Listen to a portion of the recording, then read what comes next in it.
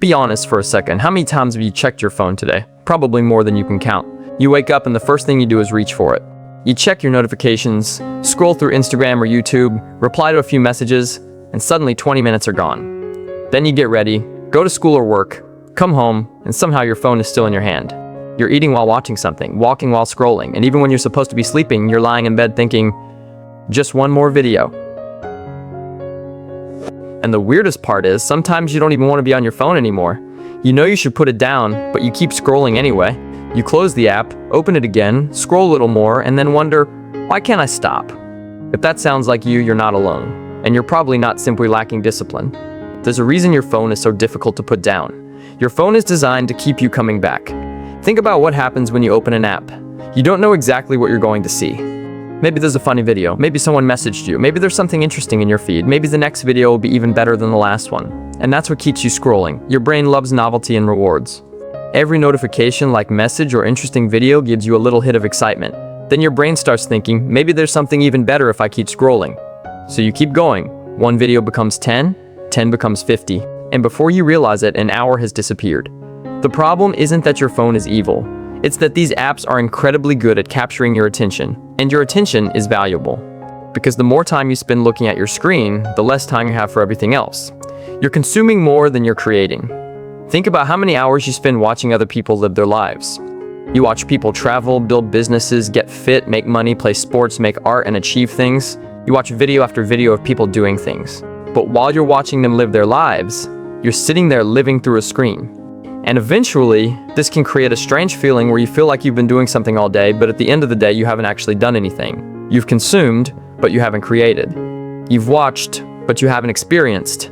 You've been entertained, but you haven't necessarily been fulfilled. And that's why you can spend 3 hours on your phone and still feel bored afterward. Your phone can make normal life feel boring. Think about how quickly your phone gives you stimulation. Every few seconds, there's something new. A new video, a new sound, a new image, a new message, a new piece of information. Real life doesn't work like that. Reading a book can feel slow. Going for a walk can feel boring. Studying can feel difficult. Learning a new skill can feel frustrating. Sitting alone with your thoughts can feel uncomfortable. So when your brain gets used to constant stimulation, normal activities can start feeling painfully slow. You might think, my life is boring. But maybe your life isn't boring. Maybe you're just constantly comparing real life to a never-ending stream of entertainment. And real life was never designed to compete with that. Sometimes you're using your phone to escape. This is something we don't always like to admit. Sometimes we aren't scrolling because we're having fun. We're scrolling because we don't want to think. You're stressed about school, so you scroll. You're worried about your future, so you scroll. You're lonely, so you scroll. You're bored, so you scroll. You have something difficult to do, so you scroll. Your phone becomes an escape from uncomfortable feelings. And that's why simply deleting an app doesn't always solve the problem. If you don't deal with what you're escaping from, you'll probably just find another distraction. You might delete Instagram and spend the next 3 hours on YouTube. Delete YouTube and suddenly you're checking something else. The real problem isn't always the app. Sometimes it's that you become uncomfortable with being alone with your own thoughts. Learn to be bored again, and that's something worth changing. You need to learn that boredom isn't an emergency. You don't have to fill every quiet moment. If you're waiting for someone, you don't have to immediately grab your phone. If you're sitting outside, you don't have to watch something. If you're eating, you don't necessarily need a video playing in the background. Let yourself be bored sometimes. Look around, think, notice what's happening. You might discover that your brain actually needs those quiet moments. Because when you're constantly consuming information, you never really get the chance to hear your own thoughts. Start taking back control. So how do you actually use your phone less?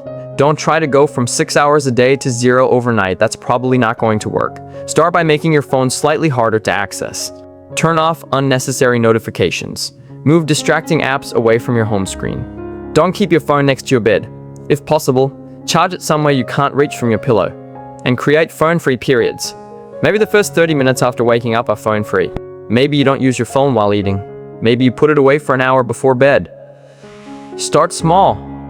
The goal isn't to hate your phone. The goal is to make sure you control the phone instead of the phone controlling you.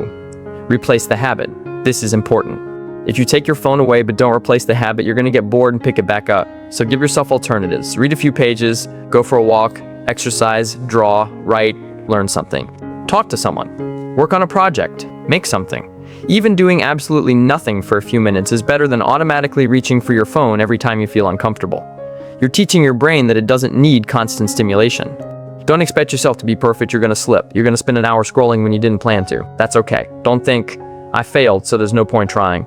Just put the phone down and start again. The goal isn't perfection, it's awareness. The next time you unlock your phone without knowing why, stop and ask yourself, what am I actually looking for? Are you bored? Lonely? Stressed?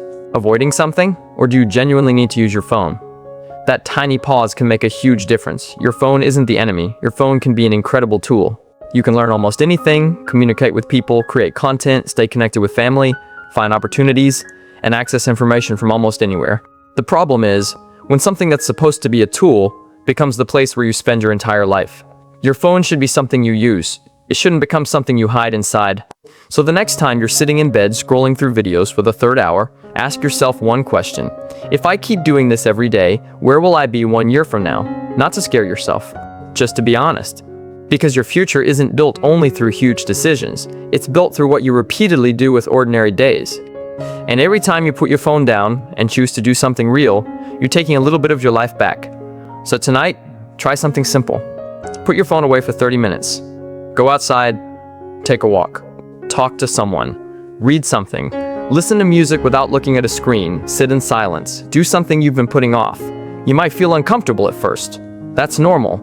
Your brain is used to being entertained every second. But eventually, the silence starts feeling peaceful. The boredom starts becoming creativity. And the world outside your screen starts becoming interesting again. Because there's a whole life happening beyond your phone. Real conversations, real friendships, real experiences, real failures, real adventures, real memories. And you're not going to remember the thousands of random videos you scrolled past. You're going to remember the things you actually lived. So don't throw your phone away. Don't feel guilty every time you use it. Just remember what it is. It's a tool, not your life. And the next time your hand automatically reaches for your phone, pause for a second and ask yourself, do I actually want to be here right now? Because sometimes the best thing you can do for your life is simply put the phone down and go live it.